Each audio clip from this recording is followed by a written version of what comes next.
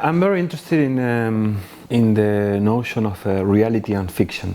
I understand reality as something that we construct, As a construction, I understand it as something that we can also deconstruct and rebuild it into whichever shape we want to give to it. My work explores that boundary between reality and fiction. Sometimes by really manipulating elements of reality in order to get into some other optional reality or hyper reality that is very extreme in terms of image, audio, and probably the concept also. And some other times by just choosing and selecting and framing very specific aspects or close-ups of this reality and editing it in a very simple manner in order to be able to find those gaps into this reality and from there on to access through some kind of gate that will allow you to see this as something new, as some other option. In the case of Pasajes, for example, which is this series of films which are very simple, and in that simplicity there is some sort of a key that allows the viewer and also myself to explore some other map or territory of reality. By this exploration of reality or this other fiction, I'm trying also to find ways of understanding different possibilities to whichever lies or in front of us. It's a way also of being critical, by selecting and editing from reality aspects that you may think can give you that passage to some other thing. So this film is very simple.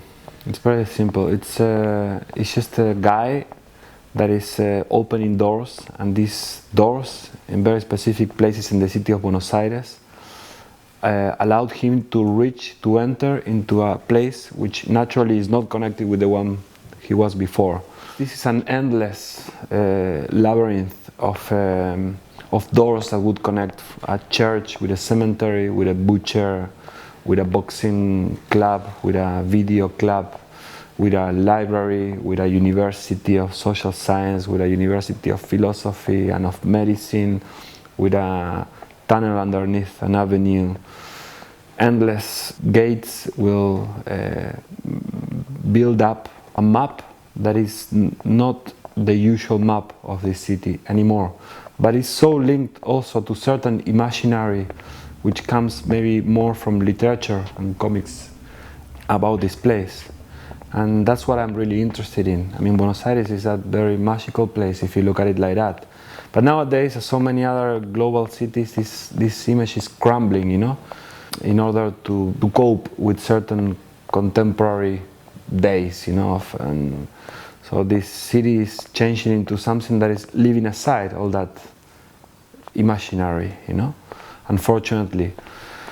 And all these places that I used are places where, by the time I was living in Buenos Aires, I always saw, and I was like mad about them.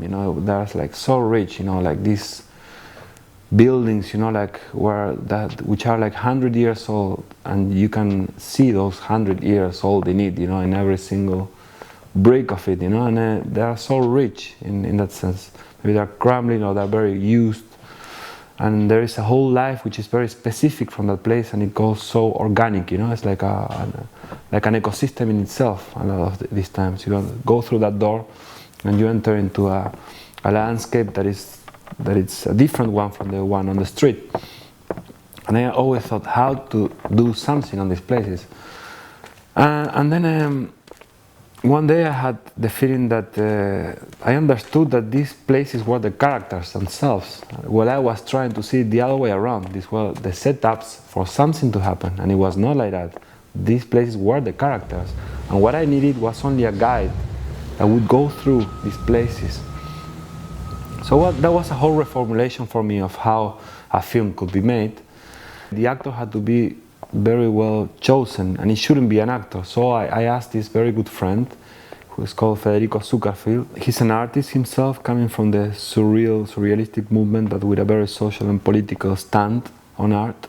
He understood it perfectly what this video meant, and then we started going out to open these doors.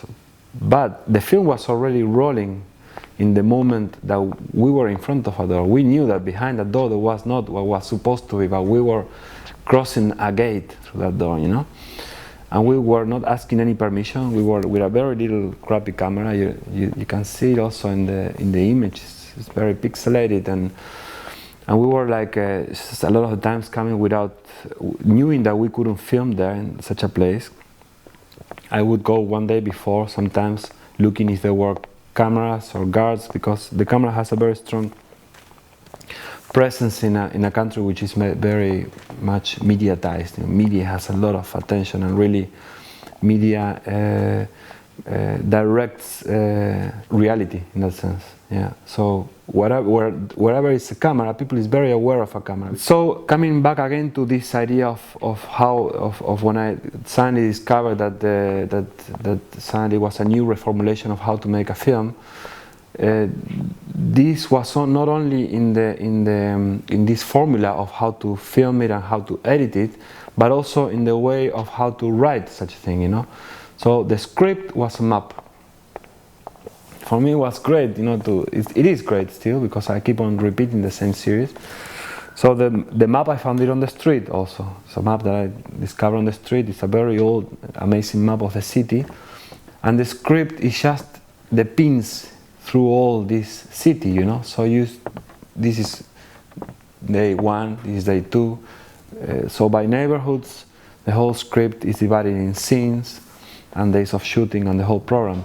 Well, that was great, you know. Like the whole process, it became very.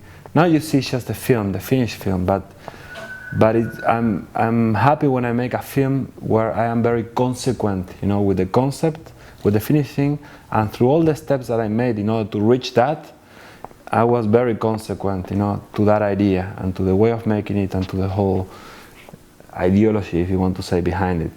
So that one very much like that. It's a list of buildings, you know. It was like getting out for a purpose. Also, you're not a tourist, you know, like exploring an interesting place because of its touristic historical value, you know, and just taking a picture. We were going through the city with really a goal, you know, and we had to get into this place, go through that gate without being noticed, you know, like find also excuses when we were asked why we were doing such a thing. So we had a lot of fun, and in like 7 days it was finished.